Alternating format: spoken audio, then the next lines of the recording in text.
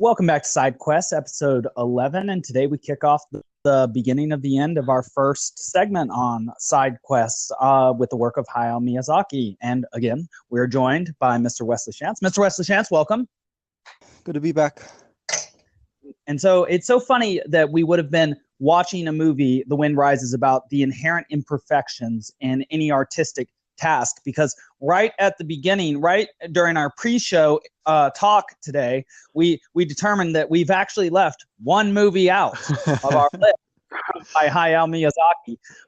His very first work, The Castle of Cagliostro, that I know we both agreed as a Lupin the Third we really like, but it seems like this is the conclusion. This is the appropriate movie to end on. We've got Final Fantasy VII to play. We know that the flathead screws would be better, but we just can't go back that far enough. Design. Yeah, I like that they sort of split the difference on that one, right? Like it's not going to happen on this plane, but on the next one we'll integrate right. it. And I felt improving.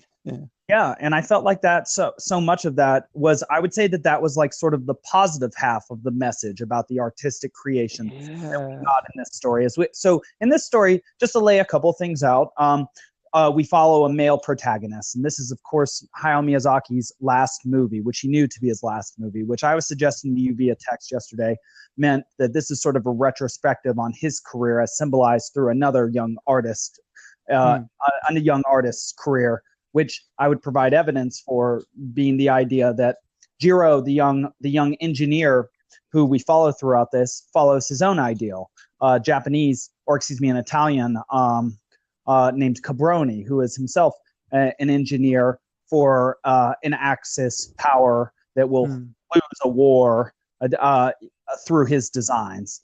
And so that there's sort of the notion running through there that what one does as an artist is not complete the picture, but add something for the moment, which is going to perfect an imperfection or improve on an imperfection, slowly move forward, but not be the final solution.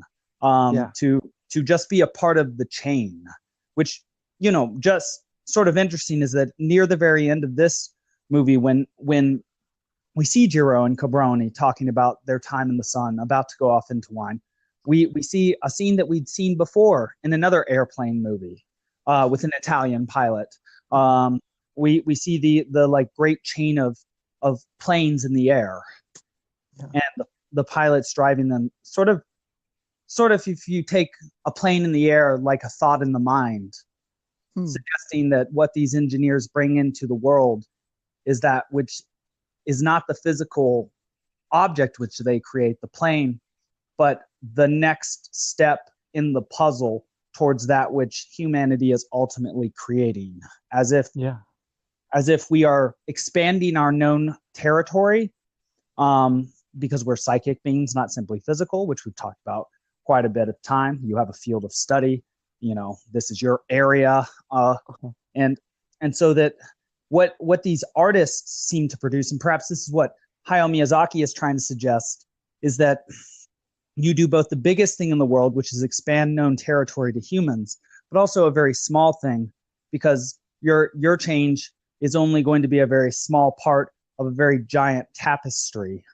And also, even though the act of creation is, of course, the most liberating, beautiful thing that exists, which we see even in the beginning of this movie with the dream of going on the multicolored plane and flying around and everybody's in awe, but that it's also tinged by the tragedy that everything that you work for will eventually fall apart at some point, that the love of your life may die of tuberculosis, because humans are imperfectly designed, or rather not designed to be forever, just like art. Art is made, or engineering at the least, is made for the situation, and art has to use the skills of the situation. But also, ultimately, Jiro, though he's such a talented engineer and makes so many innovations and is well regarded everywhere he goes, the last thing he says to Cabroni is that not one of his airplanes turned, that ultimately it was all destroyed. Yeah. Well, I don't know. Yeah, go on. What Caproni had sent to him in the beginning, right? Like none of the planes came back for him either. So it's sort of, in a way, the ending of the movie mirrors the beginning, Hmm. But the difference, I think, is that Naoko is there at the end, right? Like Yes. she's Yes. present. She's not even a thought in his head at the start when he's a kid. Um, Ah. and so Oh, wow. I think there's there too because Caproni's whole family. It's a lot like Porco Rosso. His whole family's on the plane now, and they're all flying up together. It, the dreams in the movie are so interesting. Like it's him dreaming about being in Caproni's dream, Yes. or They share a dream. yeah, are they actually both dreaming the same thing, or is it sort of uh, this bigger dream of, like you say, Miyazaki sort of placing himself in the movie in a way, and showing us that shared vision. It reminded me a lot of Kiki's Delivery Service, the painting of the flying horses and everything. Ah, yes. Yes, This- another piece of yeah, um oh my goodness, as a poetry teacher, ekphrasis is what it is. When a yeah, beautiful piece of represented in art. Um yes, as itself a symbol of the work of art that is expressing itself. And yeah. so yeah, that ekphrasis, and if it can be appropriately called in film. Yeah, I think that the idea there is like each work of art or each technological innovation or whatever it is serves as, yeah, a touchstone of inspiration for the next Hmm. generation, or someone much further removed than that even. And it's these little sort of chance things, right? Like because he just sort of like sees that article about Caproni in the Flight magazine, right? Or the paper at school, and then he has this dream. So it's something that it's not entirely like rational, but Right. these little moments that sort of get picked up and elaborated. Um, and it's the fishbone. Remember the Yes. fishbone that he had? Yeah. So it's like all of this stuff is out there, um, in some form, and just kind of waiting to be pieced together. Oh, and the Schubert song that plays out of Yes. the window, right? So you're like, there's always, I guess, just more to discover, more to find. The themes there of travel, of flight, of different languages, which is pretty insistent in the movie, and of nature itself. Yeah, And it's also, what I think you're getting at there is sort of representation of the non-rational way by which we start to understand the patterns of our existence, right? Mhm. So even though he's a brilliant engineer, Jiro, he knows Schubert, he knows high, German music, he knows French poetry. The wind is rising, so we must live. He has a dream about an Italian engineer. He knows a German folk song later on. He's extraordinarily cultured as an individual, and often we see him staring at nature, or just playing around with a mackerel bone, or just dazing away or dazing off. And he's not lazy, because it's as if intuitively what he's doing is imagining or fumbling through the patterns that he has observed in nature and in art, and trying to produce something within his own domain based on them. Mhm. And that's part of what the act of creation is. It's first developing a vision based on principles that work within reality, and whether that potentially that pattern, in the sort of consilience way we've been talking about in E.O. Wilson's idea, could be, say, reflected not only in, say, the pattern of, say, a tree, but or and so like fractals, for example, like the growth of a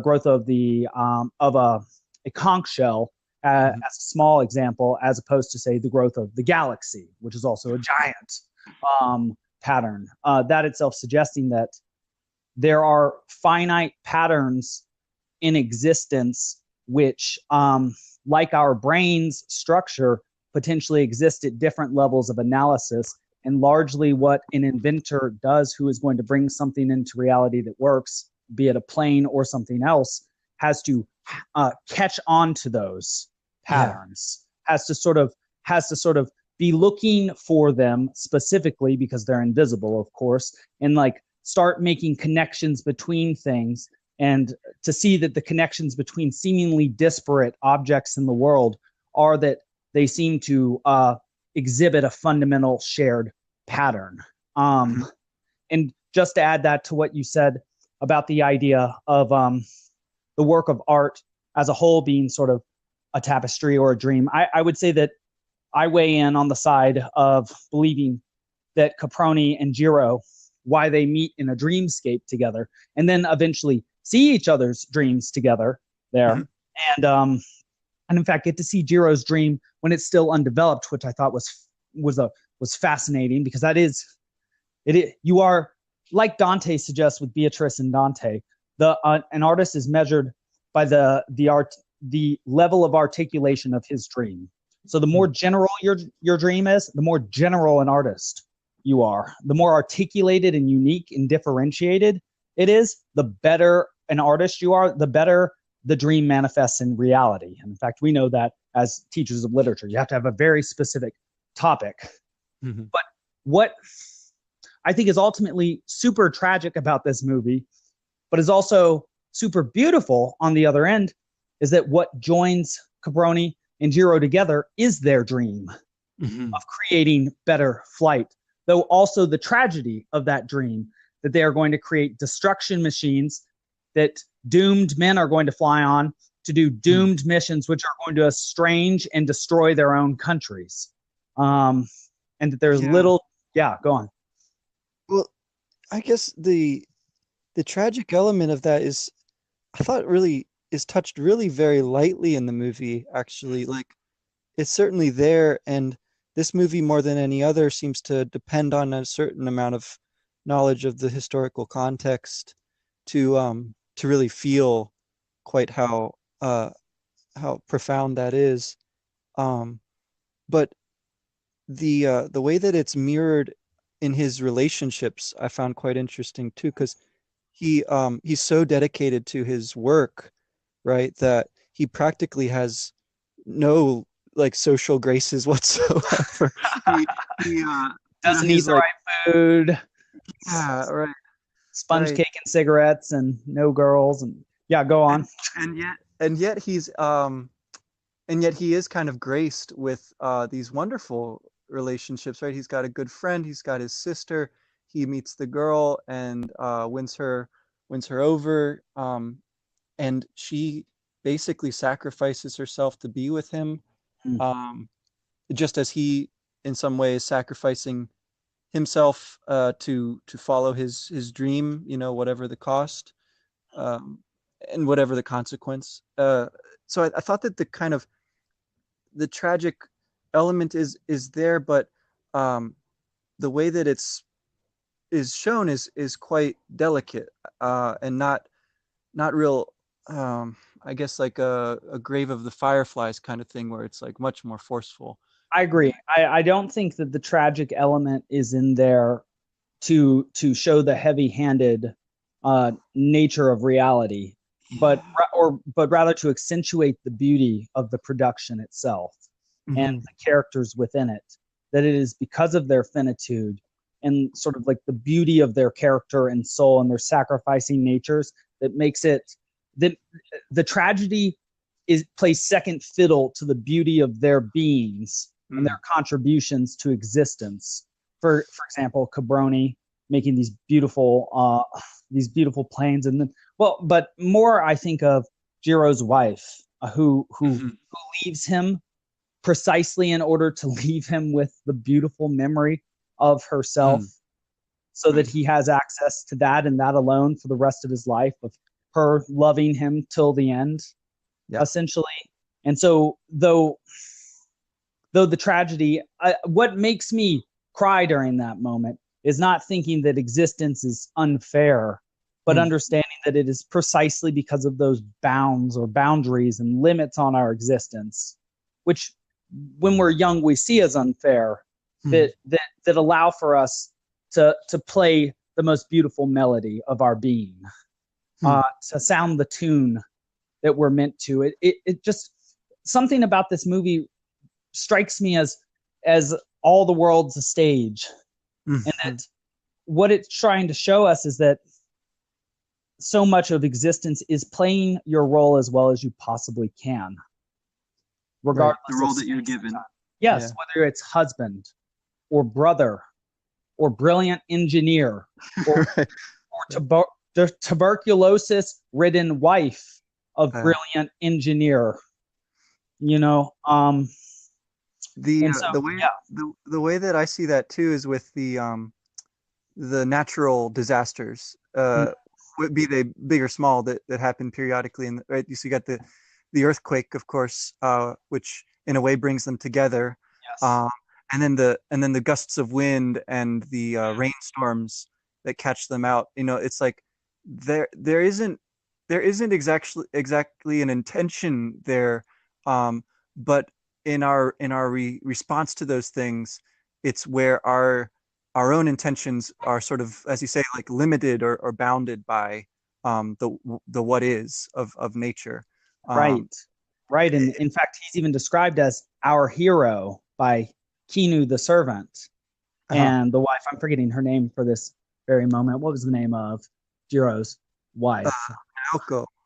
Naoko. Yes, of course, Naoko.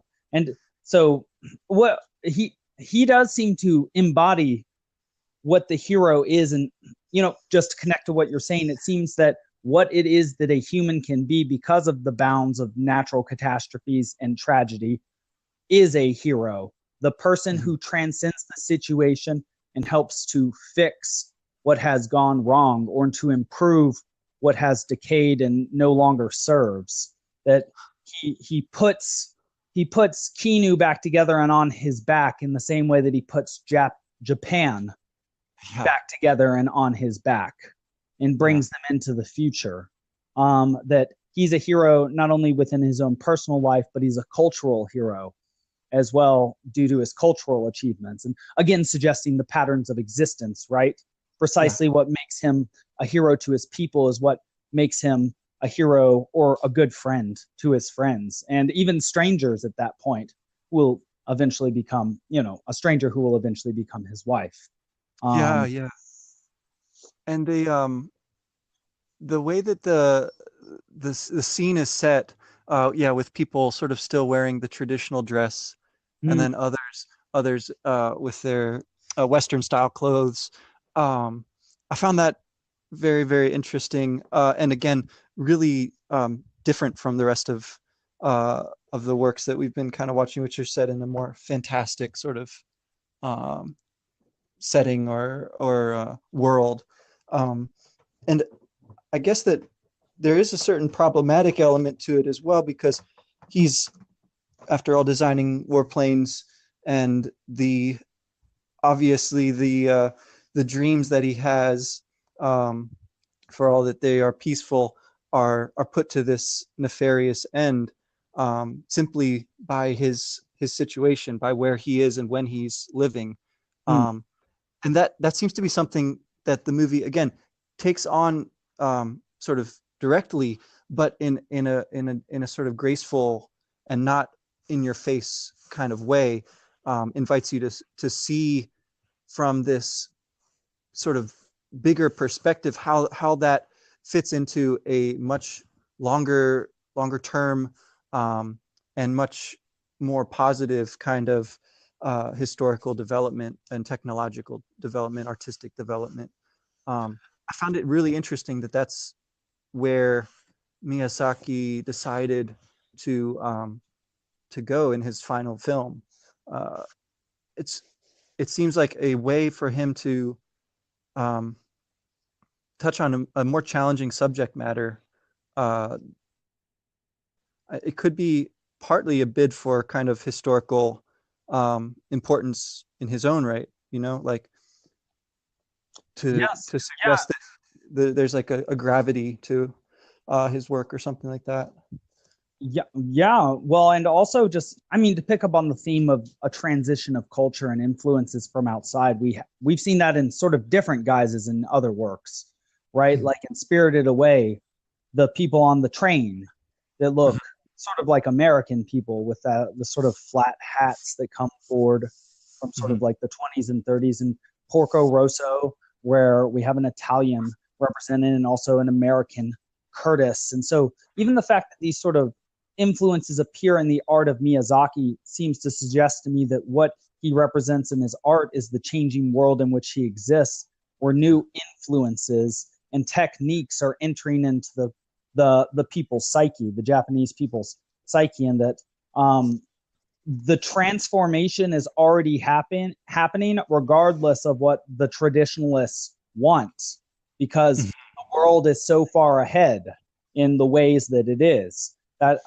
so that's something he represents too, just the poverty of the Japanese people at the time when they're building before World War II, and the fact that they're so many years behind the Westerners, and they're working so hard and so to catch up, to play catch up, and that they have to go draw influence from the Germans and then from others, and just recognize their utter superiority and be treated like second class individuals, but to also have the humility necessary to see the beauty in the art of these other people. I think that's what Jiro shows too. Why does he know French? Why does he know German?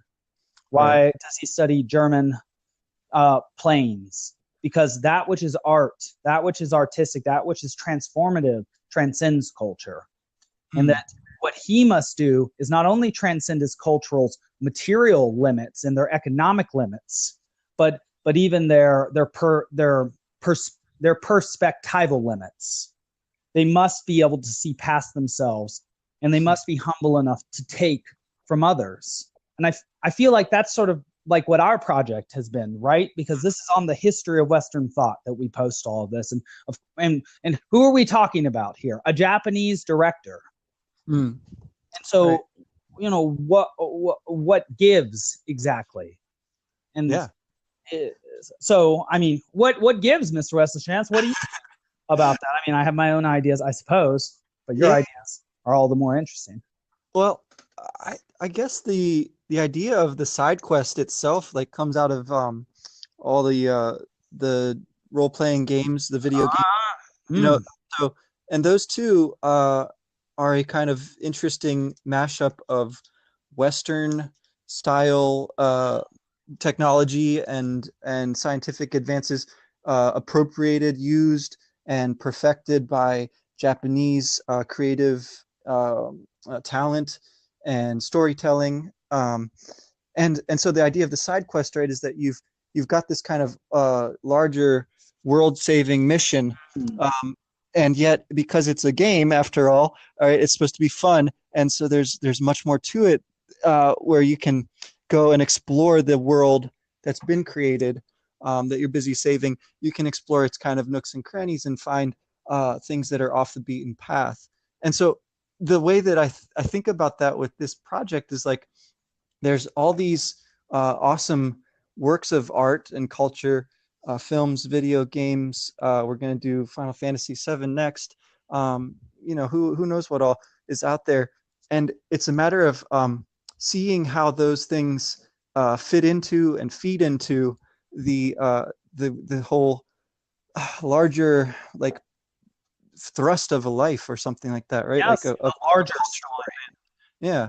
It's as if what we're trying to find in Final Fantasy VII, I didn't even realize what a great segue this is. I mean, Final Fantasy VII is explicitly a Japanese creation using German and Nordic mythology, like Nibelheim, Midgard, Middle World, and even the characters look very Anglo. I mean, the top character is a blonde, blue-eyed. Cloud is a blonde, blue-eyed individual, who, for all intents and purposes, looks very Western European. And that's actually a very interesting thing to talk about with the Final Fantasies, as the characters have gradually become more Japanese looking as graphics have improved. So, and so there is a tremendous admixture in this next piece of work we are going to be looking into. It's as if we've started digging up a colossal skeleton that reaches along the entire world. And like, we found a femur here and a hand there out in Japan. And it's like, we were like, well, the hand looks nothing like the femur, so they can't be connected in any way. But then what we found is a rib cage somewhere.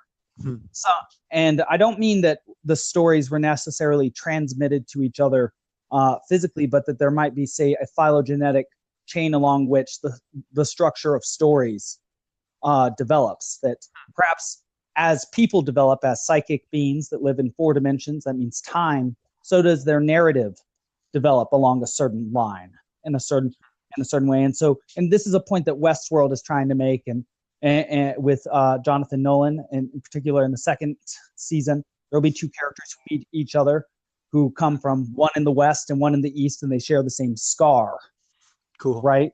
And so it's like what we're trying to find is not just the specific mythologies of different cultures in an anthropological way with that focus, but whether we're trying to find a general structure of story throughout all the new media and the old media, and to see the artists who are alive now and have recently been alive and how they manifest the struggle to comprehend that or to represent that in art.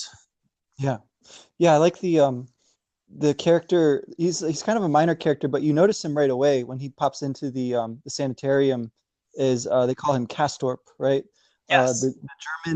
The German exile who seems to know, some sort of espionage like stuff. He's sort of hiding out there, and then rather abruptly disappears one day. But in the meantime, he starts to tell them about the kind of amazing opportunity that they have, and yet at the same time how fragile and how fraught it is. And he's this kind of spirit of like carpe diem almost that sort of appears when our hero Jiro and Naoko are starting their romance in earnest, really there, and how how fleeting that really is, how ephemeral that kind of peace seems to be. He's such an interesting character, and I like that he references the Magic Mountain, and I don't remember much from that, but I do remember that towards the end of that book there appears this character who's sort of like that. We first see Castorp eating this like giant leafy salad thing, right? Yes. And it's this image of sort of taking in, ingesting, and appropriating, right? Is really reading the newspaper at the same time. yeah. So getting stuff from everywhere, right? Getting from nature, getting from other people. So if you read the book, like towards the end, there's this character appears who's just like this spirit of like plenty or something like that, who sort of presides over the final third or so of the book. And I think that there's something really really cool about that, because we see Jiro so little engaged with the body in many ways, but there he's brilliant at making little paper airplanes and whatnot, but there's also this aspect of like fully engaging with nature and with all that there is out there to learn from, to make part of yourself or something like that. Right. And also, like, just as Cabroni as a man from another culture who shares in the same dream with Jiro, in the first place, we have here within the narrative himself a real character who is German, who understands that his country is in a very similar position to Jiro's country too, that they are both doomed if they follow the same course, but also what they share beyond the fact that they're nationals of doomed places is that at this sort of campsite, this place of respite, this fire to warm themselves around, they can still find a meaningful relationship in the midst of it all. Even when the wind is rising, which I take to be a metaphor for when things are getting worse, when chaos is starting to knock on the door, and things are going to change rapidly and destructively, that is precisely when you must live. And I mean, the big symbol of that, I think, was when we had the Italian engineer speaking through dream during the fire after the earthquake directly to Jiro, saying, "Is the wind rising now after this giant earthquake that's destroying everything?" And the answer is yes. And I just, again, like you said about the light touch of tragedy, and I'm not trying to give short shrift to my favorite character, who was performed by Werner Herzog, all the better, and who I think is very hermetic / Mephistophelian. That's a hard adjective to say, Mephistopheles, but there's an extra syllable in there. Sorry, losing what I was saying there. always once an episode. Ian, that you're not trying to downplay his tragic element or something like that. Okay, right. The tragedy of the situation that they find themselves in broadly, and I guess this also adds to the side quest element, that they find themselves on a side quest, but in that side quest they find some ultimate meaning. That maybe the idea is there is no such thing as a side quest, that there are just quests, and that you are never taking a break from life, and you are never not exposed to the patterns of meaningful existence. It is, in fact, during the side quest that he finds a friend in Germany who tells him exactly the situation which he'll find himself in at some point, and trust across national borders with a man who seems to be very similar to him, though very different in other ways. He finds a girl he met in the past who's going to marry him, and he also sort of gets the initial inspiration for his ultimate mackerel bone design. It's like how William James says, you can't take a moral holiday, like in discussing holidays, or like, when do you get to take a day off, as it were? And the answer seems to be, even when you think you're taking a day off, you're not. Right.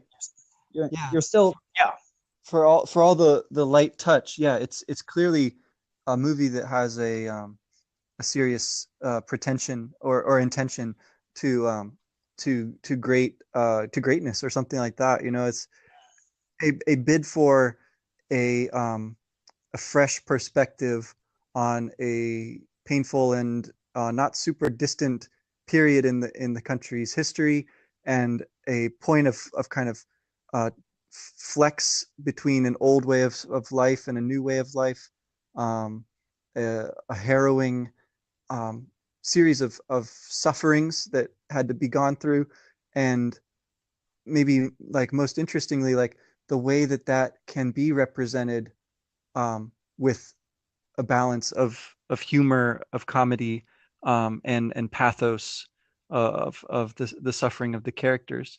Like, it's such an interesting. I still wonder about this as a conclusion to Miyazaki's career, and in some way, like, the consummation of his different projects in this film. I know I kind of was wondering about this last time as we were looking forward to this episode on The Wind Rises. So I guess, what kinds of trajectories or tendencies do you see going on in this one that make it a fitting end to his work? Well, I think if we look at the works of Hayao Miyazaki, the work that came before this was Ponyo, and before that, Howl's Moving Castle. And when we're talking about Ponyo and Howl's Moving Castle particularly, we noted that they seem to be the most fantastic, the least narratively driven, the most visually stunning, and the ones that, when we were having conversations about them, it was essentially giving archetypal amplifications of the figures within and the situations within the text, right? We're like, we see the great mother here, and we see the great father trying to serve her, and we see that the one archetype is greater than the other in all of this. And so the works directly preceding this were highly fantastic. And then we have this, even though dream is a giant part of this work, so there's a strong interplay between what is real and what is dream, which I suppose is the ultimate interplay of the imagination of an artist and his art, or the imagination of an engineer and his art. But it's almost as if what Hayao Miyazaki here is tying his work down from the symbol to the concrete reality. That he, like the engineer embodying his completed plane, finally is trying to anchor his project and say, listen, when I talk about fire titans that can destroy you in Nausicaa, or when I talk about a floating island with lasers and technology destroying people, you are not to think of this as simple metaphor. We have done this to ourselves. And it's not so much a direct indictment, but a direct representation, finally, of what he's been addressing his entire career, and precisely to whom he's addressing it. He's addressing it to his own people.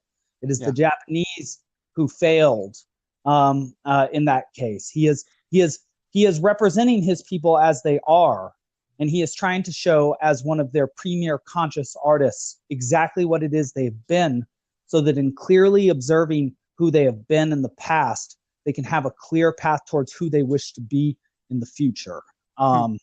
Is what I think I see in this, and being just that clear about it. I think it's possible. Yeah, I mean, it does seem pretty applicable to every country, though, right? Like you Yes, see, of course. it's not just Italy and Germany and Japan, but also clearly the American audiences, if they Yes. Yeah, certainly we can get every lesson from that. There's no doubt. There's no doubt. Yeah. Yeah, and I mean just yeah, go on, sorry. well, just conspicuous by its absence is the atomic bomb as well. Like Right. I think, at least as watching it and thinking about how many instances of things like that appear in the Final Fantasy games, for instance, right? Like Yes. there's this kind of uh, obvious Cataclysm. allusion to that sort of disaster of ultimate technological power used for callous and like basically destructive ends. Um, yeah, Right, right. I would agree that all cultures share in that responsibility, but that this is a specifically. I mean, this could be this work can apply to all of us, I think. But I yeah, like that he is a Japanese artist addressing directly, at least, a yeah, Japanese audience about Japanese history and showing his clear perception of their place within history as well. And so yeah. I that agree. It anchors it, as you say. It brings some of the fantastic elements into a more recognizable like reality, a more immediate kind of connection um, is posed there. Yeah, right, and almost because since he has less time to say things, um, and it's most important that people get what's being said here, and also just that per, perhaps the things that during times of war we think are least important are what are at all times most important, like the little vacations with our friends and the shared meals together, or the offering of something to someone poor who has less than you, or the singing of a folk song with a friend, or of flirting in French with a girl who knows the same poem as you, or playing around with just a little plane. That these artistic endeavors, these things that seem like flights of fancy, that perhaps it's in these moments of play, or in observing these works that were produced by play or the imagination, that we get some sort of message from nature about who we are.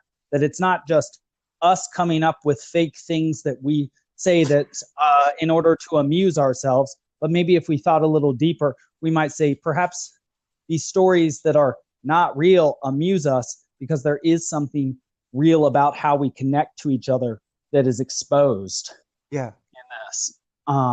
Yeah.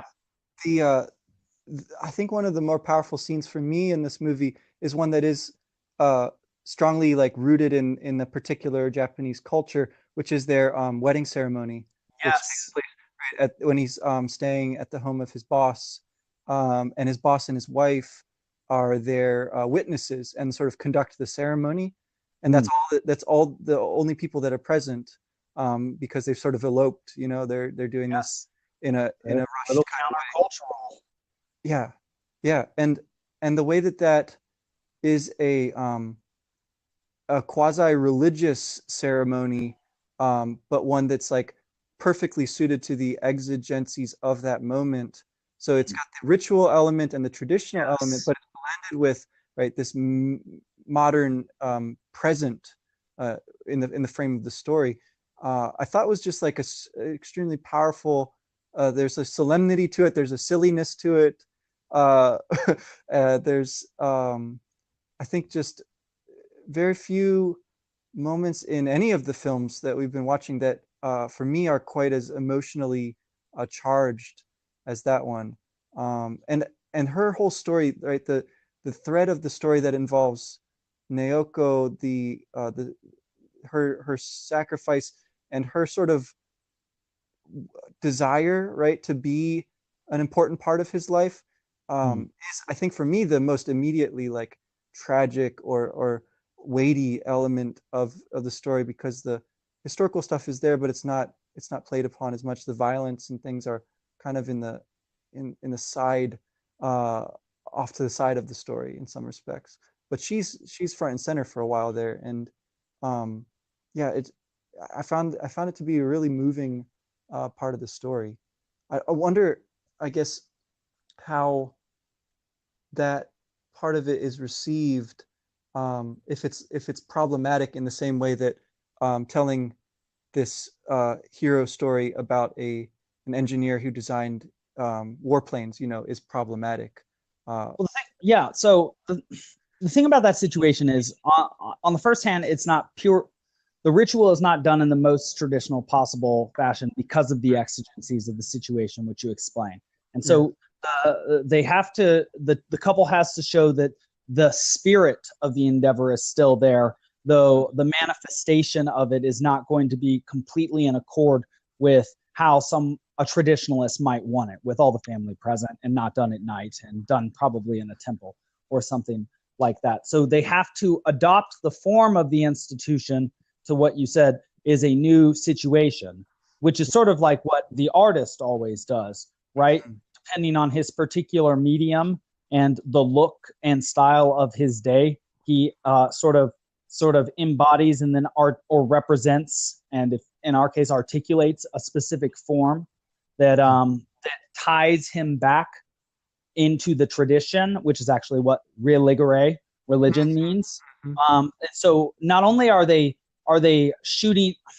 changing something in a way to react to the moment and thus doing something new, but they are also tying themselves back to a tradition that is as old as their culture. And so it's as if that is itself a representation of the artistic endeavor, that you make something that is both the same and different from Mhm. that which has come before, and therefore provide the opportunity for the next artist Mm. to do the same thing, so that they can be both unique and and the same. Because of course the idea of being an artist, I think, that comes through quite poignantly in Hayao Miyazaki's film, especially in the dream sequence at first in the beginning, when he's alone at the top on the dangerous short or like thin edge of Mm. the roof, is that you're terribly alone with your imagination and Mm. with your dreams, but that the fact that you can connect with those who have also been terribly alone because of Mhm. the dreams they had to manifest gives you that shared community, which gives you the strength necessary to manifest um, the thing which you must sacrifice everything in your life to, if you Mhm. are going to be a great artist. It is. I I I wonder to what extent, because I don't know much about Hayao Miyazaki's life. This work also shows sort of a retrospective on the balance between an artist giving everything to his project, especially with the notion that it will help his country and his Mhm. people, as opposed to his family, Right.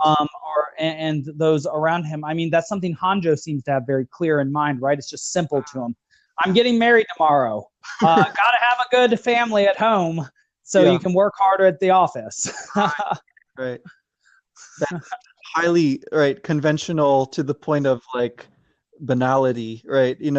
So that's like the other extreme, I guess, where you're not uh changing anything about the traditional roles, right? You're trying to fit into it, Yes. sort of, lock, stock, and barrel. Oh, something you said about the roof, right? So that's where his little sister pops up, and he's like really annoyed that she's up there too. Yes. Yes. So she's got this dream to be a doctor, which she Yes. evidently lives out. And that, what could be more subversive, right, than having the female Mm. enter into such a high stakes enterprise, right? So it's like Right. that seemed to me to be a kind of interesting counter, um, story to the one of the woman who sacrifices herself simply as wife.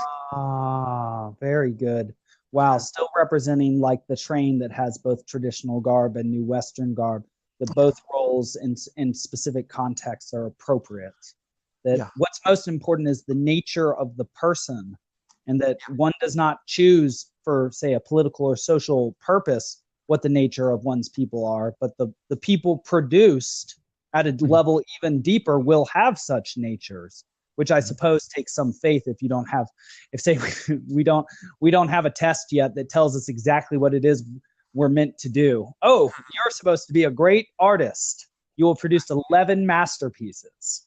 It's like, well, a lot of that is subject to our own will. But I think the important part of that, and the important part for the sister of Jiro, is that what she wanted to do became available to her. She was, like you said, in this time of progress, in this time of change, able to use her new abilities that she had and that she could produce in that time in a way that a woman would not have been able to use them a generation before, possibly even just a few years before, which also sort of strikes me close to home, because she would have been going to medical school at the exact same time that, say, my grandmother would have been going to medical school, who was one of 3 women in her medical school class herself. So very interesting seeing that not only the role and the use of the individuals, regardless of gender, within the culture is changing, as well as their perception of other cultures, as well as their use of the designs of other cultures. Just further and further evidence of sort of an underlying transformation across cultures within very similar time frames with each other. Almost as if it is precisely when cultures interact with each other that transformation necessarily occurs. And perhaps that's the idea of the hieros gamos, or the holy union between that which is unconscious and conscious. When your known territory comes in contact with the unknown territory of another people, magic, chemistry, reaction, because their unknown territory is going to mix with your known territory, and it is either going to flood you or it is going to add to who you are. And once the unknown has manifested itself, like Voldemort, he who must not be named, you cannot ignore it anymore. It is at least named by its abnegation, by its denial. The denial names it, you might say. And so perhaps also the idea that's being put forth in this work is that this change is happening. We need to recognize it and understand where it is going, and perhaps even guide it there. Because if it's happening, like any natural process, like a snake shedding its skin, it's potentially the right thing to be happening. Yeah. The wind is rising. Yeah. Yes.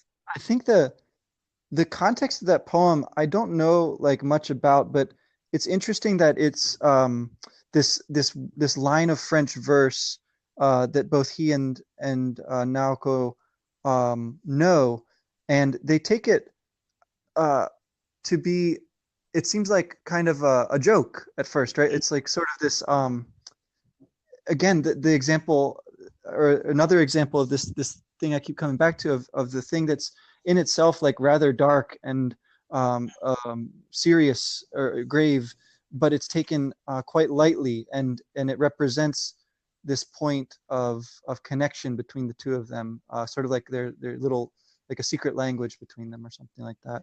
Yes, just like it exists with the other dream of his life, with Caproni as well, who also repeats that or those 2 lines to him as well. That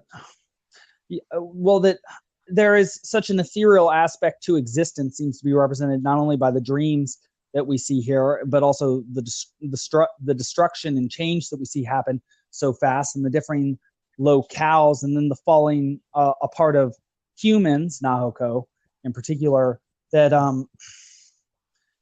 there is a dreamlike or fleeting aspect to existence and to story, and that you have to sort of glom on to the story while it's there, and that's where the meaning of life is housed. Even though in beginning any story, the story will someday end. In beginning any relationship, whether it be with your own art or your best friend or your wife, that relationship too will someday end. And precisely because of that, the best thing you can do, which seems to be the opposite of what the dark side or say Voldemort or anyone who turns evil in a movie or in reality does, is not to become resentful because of that in some Sephirothian way or some Luciferian way, but to recognize that that means that how you treat people and how you embody your form in the present is the most important thing that you can possibly do, because you never know what is going to happen next. War, earthquake, tuberculosis, and that how you will be measured as a person and or as whatever sort of person you are, artist or engineer or soldier, which we did get that role aspect, right? When the Japanese first visited the German. Well, as an engineer, I'm just looking. Well, as a soldier, I am not to keep you on a company. That what we can do, again, like what Shakespeare said about all the world's a stage, is that we don't control the situation we're in, but we can control how we behave within the role that dictates the best way to act within our specific situations. For soldiers, we can fight. For engineers, we can't choose that there's a war going on, but we can be good engineers. If we're artists during a time of change, we can't just try and reflect an old form of life that's gone, nor can we solely throw it out and adopt a new sort of art form that's totally new. We need to show what's happening in our own psyche, our own consciousness, our own culture. And even if it's ugly, and even if we don't like what we have to see, that's precisely, you have to recognize that there's poop on the floor so you don't step in it, and so you can clean it up so that there is no longer poop on the floor. Otherwise, you are just going to be walking through it or avoiding it while it remains there. Yeah. And little progress towards having a non-poop smelling room will be made.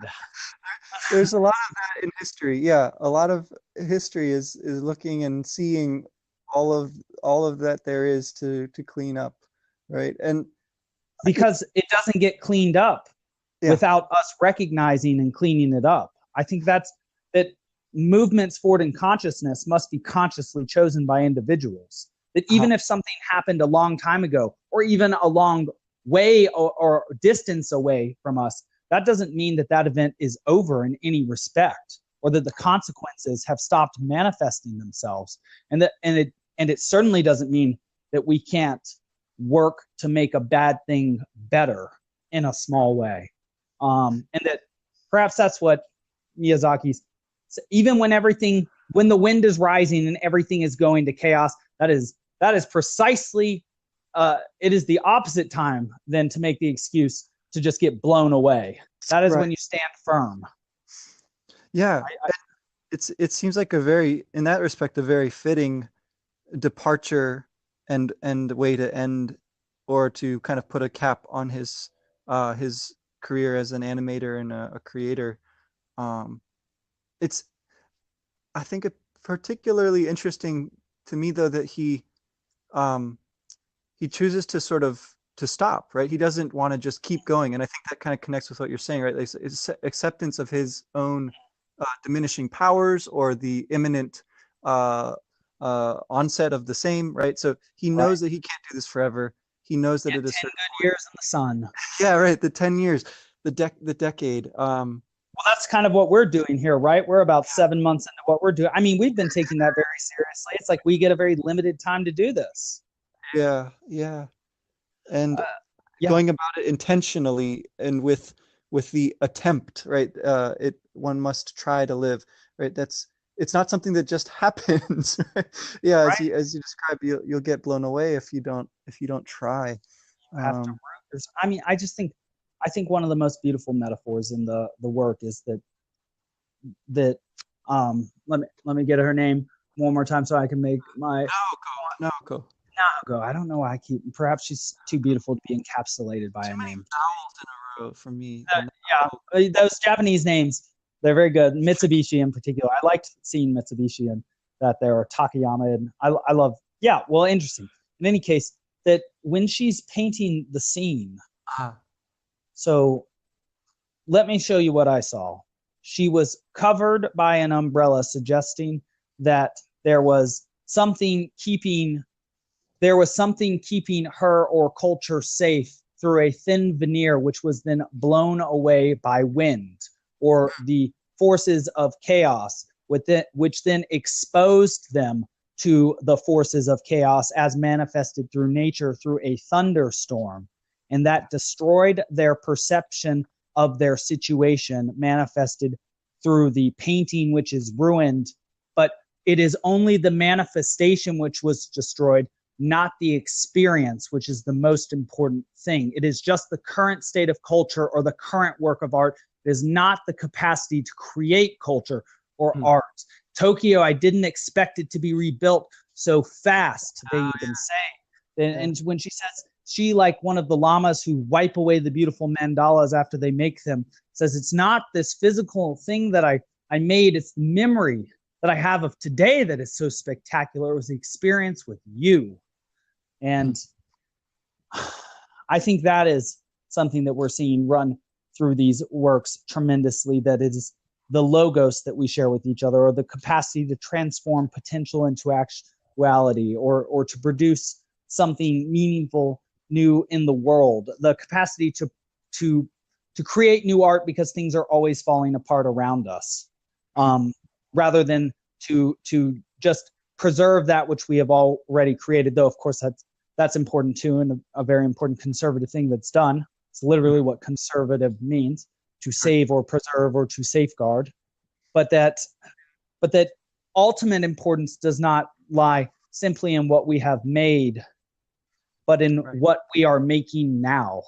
Would you want to live in a world with pyramids or without? I found to be the most powerful question in the work, because obviously I want to live in a world with pyramids, with incredible things in them. When I watch fantasy movies, I watch them precisely to see the things humans or any conscious creatures could create.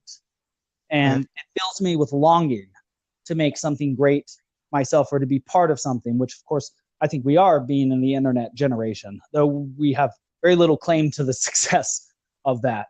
But that always to be kept in mind that the purpose of art and tradition is to produce the capacity to continue producing art and culture around ourselves in the current time, not to always look to the past and think, oh, things used to be good in that golden age and we used to make art and we used to have good things. It's like, if you don't have those now, it's precisely the time to make them. Yeah, right. And that seems to be, I think, a pretty strong subtext in the film, right? Is the older creator, right, Caproni, and the young one, Jiro himself, dreaming the same dream. Yeah, that the form of it will look different, like his herringbones are not the same as Caproni's flying fortresses or whatever, but that they are sort of en route to the same distant destination. That seems like something that I could see Miyazaki wanting to impart pretty strongly in a final. Let's all go commune together. Let's all watch and indulge and share in good things together. Let's go have some wine. Right. Well, I suppose as then the form of what we are talking about stays the same and changes. Now moving from one medium, movie, to another, video game, but remaining from the prevailing culture of Japan. Right. And also changing our form from 2 to 3 in this case, adding on now the enigmatic Mr. Vincent Reese, to let him in on his time in the light, in the very let's say waxing, though still weak, limelight that we can provide. I look forward to hearing his input here. Has he played this game before? He like me was very, very deeply affected by this as a young person, and for a very long time we had very many deep conversations related to Carl Jung and great books and Final Fantasy VII at St. John's. So I'm looking forward to distilling something of value out of all of that. And so, well, I guess the wind is rising. Wes, what should we do? One must live, right? We must try to live. Well, Sounds good. sounds good to me too. All right. Until next time, Miss Okay. Wes Schantz, and thank you for this is I think now the third project that we've finished on here, and the second one we finished together. We finished Harry Potter with Miss Sarah Miller together, and now we finished this project together as well. And it just strikes me that that's so important, that in order to make a staircase, to join two things together, you have to finish each step. So it's nice that we're adding these slowly along the way. Yeah. Well, I hope that it's continues on building on up to something. Yeah. Yeah. All right. Well, until then. Okay. Thanks again. Enjoy Thank you. Final Fantasy VII. See ya. Bye. The podcast you just heard was published with Anchor. Got something you want to say to the creator of this show? Send them a voice message using the Anchor app, free for iOS and Android.